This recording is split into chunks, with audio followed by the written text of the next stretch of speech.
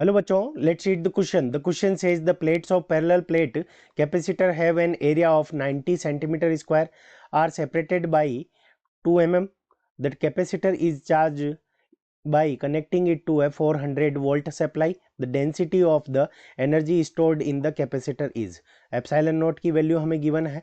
सो हमें क्या निकालना है, एनर्जी डेंसिटी, मतलब क्या हो गया, एनर्जी पर यूनिट वॉल्यूम हमें फाइंड आउट करना है. Option A 0.113 joule per metre cube, option B 0.226 joule per metre cube, option C 0.152 joule per metre cube and option D 0.176 joule per metre cube.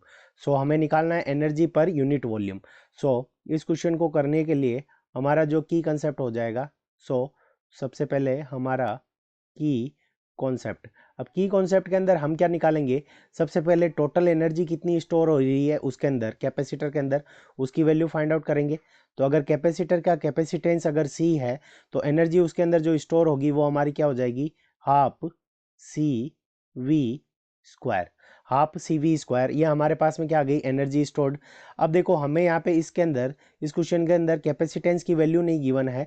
सो सी की value हम calculate कर सकते हैं. तो सी की वैल्यू हमारे पास में क्या होगी, epsilon naught A, epsilon naught A divided by D. So यहाँ से हम सी की वैल्यू कैलकुलेट करेंगे तो फिर हमारे पास में एनर्जी की वैल्यू आएगी. एनर्जी की वैल्यू से हम क्या करेंगे कि एनर्जी डेंसिटी की वैल्यू फाइंड आउट करेंगे. एनर्जी डेंसिटी को अगर हम यू से रिप्रेजेंट करेंगे तो यहाँ से हमारे पास में energy density U is equals to क्या हो जाएगा, energy stored E divided by volume. यानी वॉल्यूम के अंदर क्या आ जाएगा, कैपेसिटर का वॉल्यूम कितना है. सो सबसे पहले हम क्या करते हैं, एनर्जी कितनी स्टोर हुई है उसकी वैल्यू कैलकुलेट करते हैं. तो एनर्जी स्टोर्ड हमारे पास में E इज इक्वल्स टू, सो यहाँ पे हमारे पास में C की वैल्यू यहाँ से पुट करेंगे. सो C की वैल्यू, सो 1/2, C की वैल्यू हमारे पास में क्या हो जाएगी, epsilon not A divided by D. और वोल्टेज हमारे पास में V, तो यहाँ से हमारे पास में हो जाएगा V स्क्वायर. अब जो हमें वैल्यूज़ गिवन है उन सभी वैल्यूज़ को अगर हम पुट करें तो 1 divided by 2 multiplied by epsilon not की वैल्यू हमें कितनी गिवन है, 8.8 मल्टी 10⁻⁻12. और एरिया हमें कितना गिवन है, 90 सेंटीमीटर स्क्वायर. सो सेंटीमीटर स्क्वायर को मीटर स्क्वायर में कन्वर्ट करेंगे तो 90 multiplied by 10⁻⁻4 divided by volt, multiplied by voltage हमें कितना गिवन है, 400 वोल्ट. सो यहाँ से हम क्या करेंगे, 400 का स्क्वायर करेंगे. सो 400 स्क्वायर और डिवाइड के अंदर हमारे पास में क्या आ जाएगा, तो हमारी सेपरेशन कितनी गिवन है, 2 mm. सो यहाँ से हमारे पास में आ जाएगा 2 मल्टीप्लाइड बाई 10⁻⁻³ mm को मीटर के अंदर कन्वर्ट करेंगे. तो यहाँ से देखो यहाँ पे 2 जीरो है तो 2 जीरो से ये 10⁻⁻4 कैंसिल हो जाएगा. और यहाँ से हमारे पास में 10⁻⁻3 है. सो यहाँ से कैंसिल होकर हमारे पास में कितना बच जाएगा, 10⁻⁻9. सो यहाँ से इस 2 से और इस 2 से ये हमारा 4 कैंसिल हो जाएगा. तो यहाँ पे 4 का स्क्वायर, तो ऊपर क्या बच जाएगा, 4 बच जाएगा. तो यहाँ से हमारे पास में आ जाएगा 8.8 मल्टी 90 मल्टीप्लाइड बाई 4. और डिवाइड के अंदर यहाँ पे हमारे पास में ऊपर क्या बच जाएगा, 10⁻⁻9. और इसको जब हम कैलकुलेट करेंगे तो एनर्जी जो स्टोर्ड होगी वो हमारे पास में कितनी आ जाएगी, 2.55 मल्टी 10⁻⁻6 जूल्स. तो ये हमारे पास में एनर्जी स्टोर्ड आ गई 2.55 मल्टी 10⁻⁻6 जूल्स.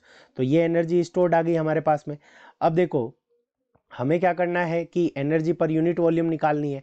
तो U is equals to energy stored कितनी है, 2.55 मल्टी 10⁻⁻6 जूल्स.